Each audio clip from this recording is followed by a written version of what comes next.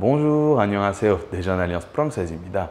이번 세션에 델프 매드 준비반을 맡았는데 학생들이랑 준비한 주제로 구술시험 예를 보여드리려고 합니다. 그래서 제가 시험 보는 것을 예로 보여주며 시험을 어떻게 잘 볼 수 있는지 설명해 드리겠습니다.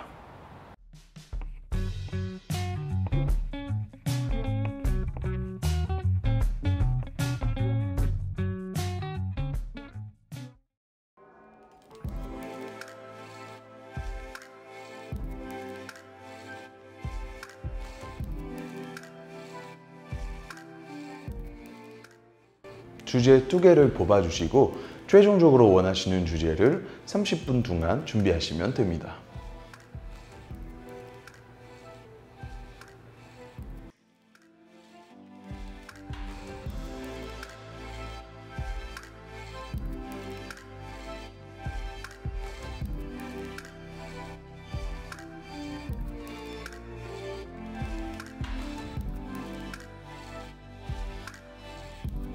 (30분이) 길다고 생각할 수 있지만 델프 매드 구술을 준비할 때는 인생에서 제일 빠른 30분일 수도 있습니다.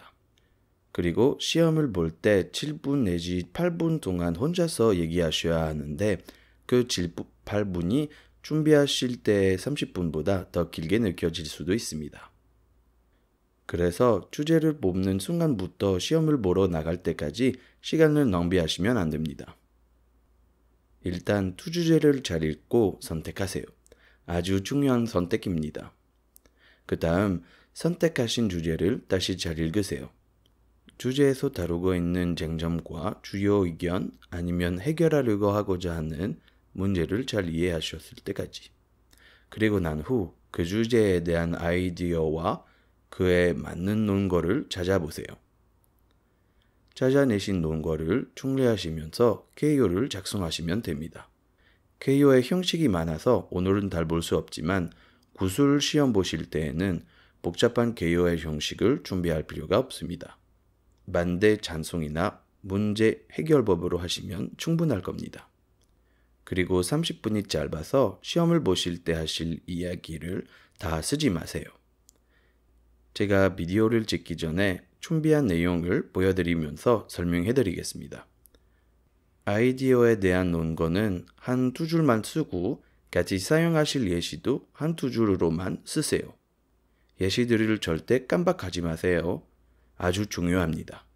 길게 얘기하는 것에 도움이 되는 것뿐만 아니라 감독관 선생님이 채점할 때도 수험생이 예시를 적절히 들었는지 확인하거든요.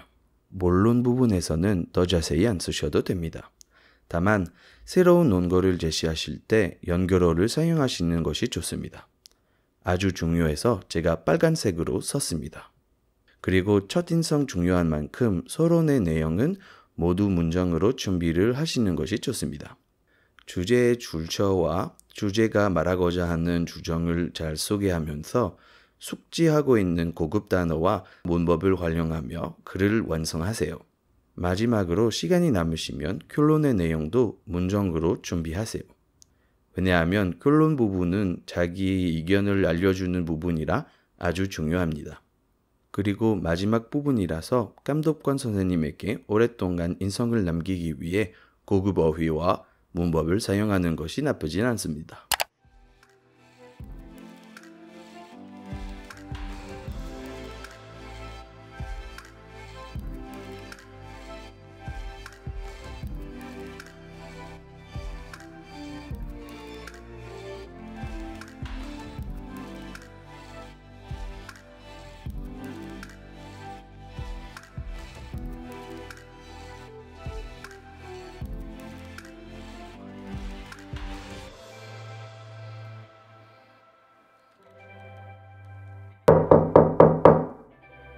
Entrez. Bonjour, installez-vous. Alors, je vais prendre votre carte d'identité et votre convocation. Merci. Signez ici, s'il vous plaît. Alors, vous avez choisi quel sujet? Le sujet 2. Sujet 2. Voilà. Le tatouage? D'accord. Alors, tout d'abord, vous allez présenter ce texte, puis vous allez nous donner votre opinion. Et dans un deuxième temps, nous allons faire un débat, c'est-à-dire que je vais vous poser quelques questions sur votre présentation. Ça va? Oui. Alors, allez-y, je vous écoute. 이제 종이를 너무 자주 보지 않고 차근차근히 준비한 대로 말하시면 됩니다. 연결어도 준비한 대로 잘 쓰세요. 아, 그리고 원래 델프베드 시험 보실 때 감독관 선생님이 2명이 있을 겁니다. 당황하지 마세요. 그래서 가끔 제가 누라고 쓰는 겁니다. Alors, pour cet examen, j'ai dû préparer un article de journal qui se demande si le tatouage a encore une valeur de nos jours. En effet, d'après l'auteur, le tatouage n'est plus original ni le symbole d'une contre-culture. Il est banal et il a perdu de sa valeur et il pourrait en perdre encore plus avec l'avènement de nouvelles techniques comme le tatouage fait maison. Dans un premier temps, nous allons voir les arguments contre, puis pour le tatouage. Et ensuite, enfin, je vous donnerai mon opinion sur le sujet. Tout d'abord, le tatouage a un risque pour la santé. En effet, c'est un acte médical, c'est-à-dire qu'on utilise des aiguilles qui rentrent dans le corps et qui doivent absolument être encadrées par un professionnel. Tout le monde ne peut pas faire un tatouage, il faut une licence, etc. Sinon, il peut y avoir de graves dangers pour la santé. Par exemple, des infections de la peau ou des infections virales avec des aiguilles qui ne sont pas propres. Donc, il faut faire très attention. Et ici, l'exemple du texte est encore plus inquiétant car un tatouage fait maison, c'est-à-dire fait à la maison tout seul, par soi-même, ça peut causer de graves problèmes de santé puisque même si la machine permet de faire des tatouages plus simplement, nous ne sommes pas sûrs qu'elle permet de faire des tatouages dans des conditions médicales qui soient suffisantes pour prévenir les problèmes de santé. Donc attention, le risque pour la santé peut être très grand et peut devenir encore plus grand avec cette banalisation et cette nouvelle tendance de tatouage fait maison. On peut aussi ajouter que le fait que le tatouage soit devenu banal, le fait que le tatouage soit partout enlève de l'originalité au tatouage et donc cela peut amener une surenchère.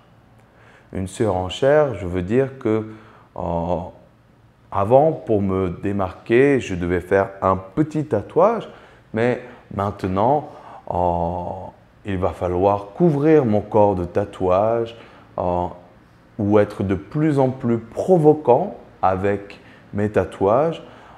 Et je pense qu'il y a un très bon exemple en France.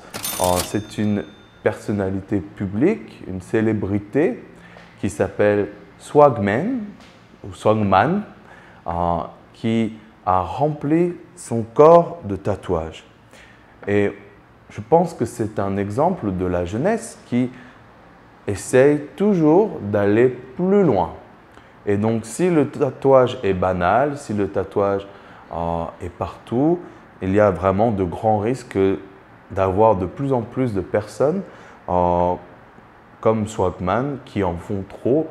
On voit par exemple le tatouage ici, le tatouage sur son crâne, il y a des signes de Louis Vuitton.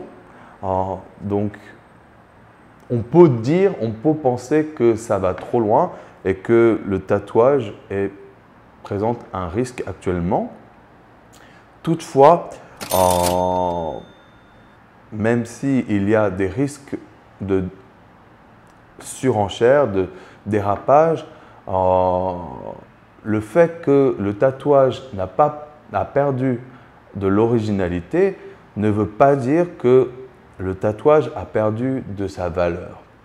Pour moi, si on fait un tatouage pour être original, je pense qu'on se trompe. Ce n'est pas la bonne raison pour faire un tatouage. Un tatouage, comme c'est dit dans le texte, doit représenter nos valeurs et pour marquer les moments importants de notre vie. Donc, je pense qu'il ne faut pas chercher l'originalité et qu'il faut chercher sa personnalité et montrer sa personnalité. Et donc, on peut prendre l'exemple d'une personne qui, il y a 50 ans, aurait été jugée comme un voyou, un délinquant à cause de ses tatouages, alors que maintenant, de nos jours, une personne avec des tatouages est considérée comme une personne voulant montrer son image, montrer sa nature, montrer ses valeurs aux personnes autour de lui et donc peut avoir plus de respect grâce à ces tatouages qu'il y a quelques années. Et donc on peut dire que c'est un bon point pour le tatouage actuellement. En outre, je voudrais rajouter que le tatouage peut être un très bon brise-glace. C'est-à-dire qu'il permet de rencontrer, créer des liens et discuter plus facilement avec les autres personnes, les inconnus qu'on rencontre dans la rue. Pour moi, je vais donner un exemple personnel. J'ai un tatouage du Petit Prince en coréen et il y a énormément de personnes qui sont venues me demander qu'est-ce que c'est, pourquoi j'ai choisi de le faire en coréen et on peut entamer une discussion et créer des liens car il y a beaucoup de personnes qui m'ont demandé « Ah, pourquoi vous avez fait ça? Moi aussi, j'adore le Petit Prince » et on peut avoir une discussion sur ce sujet plus facilement. Et à l'époque des réseaux sociaux, de l'Internet, etc., il est de plus en plus difficile de rencontrer de nouvelles personnes directement, physiquement. Et donc, je pense que le tatouage peut aussi jouer ce rôle de connecteur entre les personnes.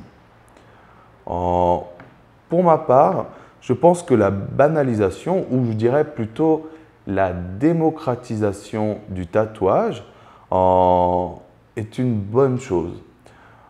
En effet, il est plus facile et en même temps mieux vu de faire un tatouage. Donc, on peut dire que c'est l'âge d'or du tatouage. Bien sûr, il faut faire attention aux risques pour la santé et aux risques de surenchère, de dérapage, mais je pense que l'image du tatouage n'a jamais été aussi bonne dans l'histoire. D'accord. Alors, maintenant, nous allons passer au débat. Vous n'avez pas parlé des conséquences sociales ou professionnelles que peuvent avoir les tatouages. Qu'est-ce que vous en pensez? 토론할 때 감독관 선생님은 항상 비판하는 듯 질문할 거예요. 당황하지 마세요. 주제 발표를 잘못하셨다는 뜻이 아니에요. 그 반대로 수험생이 준비를 잘한 경우에는 감독관 선생님이 날카롭게 질문을 하는 경우도 있습니다. 그것은 수험생의 발표가 좋다는 뜻일 수도 있습니다. 그래서 당황하실 필요가 없습니다. 그리고 토론할 때 좋은 자세가 있습니다. 감독관 선생님의 의견을 받아들이면서 자기 의견을 지키는 것입니다. Oui, mais,의 기술입니다. 제가 토론하는 것을 잘 살펴보세요. Oui, c'est vrai, je suis d'accord avec vous.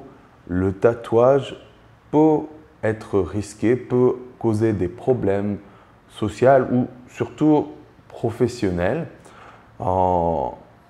C'est pour ça qu'il faut éduquer les personnes à ne pas faire trop de tatouages dans des endroits voyants, par exemple les mains, le cou, le visage, et essayer de pouvoir cacher ces tatouages quand la situation professionnelle le demande. Par exemple, si on travaille dans une école ou si on travaille dans un travail de service, comme la banque par exemple, peut-être que le tatouage peut être un peu gênant. Dans ce cas-là, il faut pouvoir le cacher avec des vêtements longs ou avec des pantalons longs. Je pense que c'est important d'éduquer les gens et que le tatoueur doit jouer un rôle pour prévenir les personnes des conséquences que peuvent avoir le tatouage. Mais comme on a parlé de démocratisation, de banalisation du tatouage, maintenant, très peu de personnes sont choquées par un coiffeur, par un vendeur qui aurait des tatouages. Donc je pense que le risque est moindre qu'il y a quelques années et qu'avec une bonne éducation, ce problème n'est pas très grave. Parmi vos exemples, vous avez parlé du tatouage comme d'un brise-glace. Est-ce que pour un brise-glace, ce n'est pas un peu extrême? Oui, en effet, le tatouage comme brise-glace peut paraître un peu extrême, c'est vrai. Si le but du tatouage est seulement de rencontrer des gens, attiser la curiosité des gens, je pense qu'effectivement, ça peut être un problème. Ce n'est pas le but du tatouage, c'est vraiment quelque chose de personnel, mais si on parle des avantages du tatouage, comme je l'ai dit, ça permet de créer une discussion. Et malheureusement, comme je l'ai déjà dit, de nos jours, créer une discussion avec des inconnus n'est pas si facile.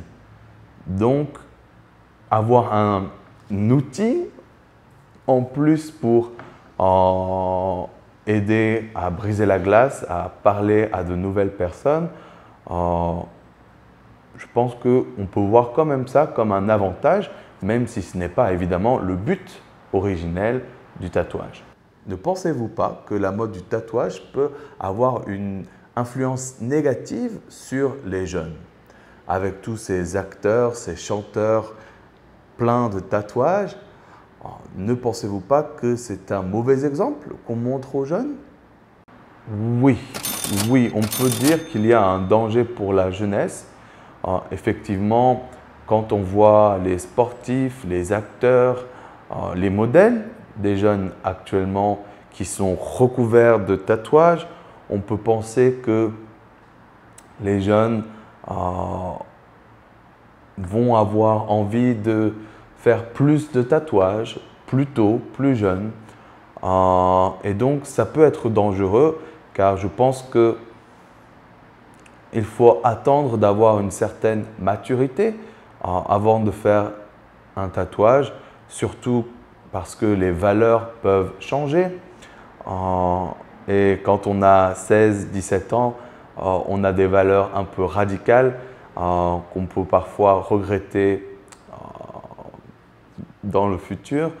Donc, je pense que ça peut être un risque, mais encore une fois, il faut faire un travail d'éducation et insister auprès des jeunes pour leur dire qu'un tatouage, c'est quelque chose qui reste à vie et qu'on peut regretter dans le futur. Donc, de bien réfléchir avant de faire un tatouage et bien sûr, la loi, la réglementation doit être présente et active pour empêcher les mineurs de faire des tatouages. Alors, bien sûr, ils trouveront toujours un moyen, mais au moins qu'il y ait le plus d'éducation, de campagne, d'information et qu'il y ait un travail des professionnels du tatouage pour empêcher que les jeunes fassent des tatouages qu'ils regretteront quand ils seront plus vieux.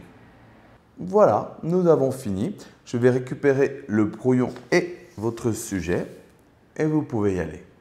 Merci beaucoup. Bonne journée. 어땠어요? 이번에도 시험 잘 본 것 같죠? 이 비디오 도움이 됐으면 좋아요 누르고 그리고 앞으로 비디오 나올 때마다 알고 싶으면 구독 꼭 눌러주세요. Merci beaucoup. 감사합니다.